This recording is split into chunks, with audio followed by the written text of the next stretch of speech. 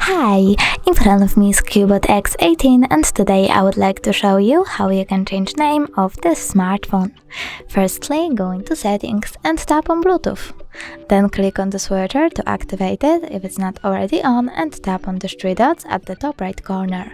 Choose rename this device and type whatever you want to.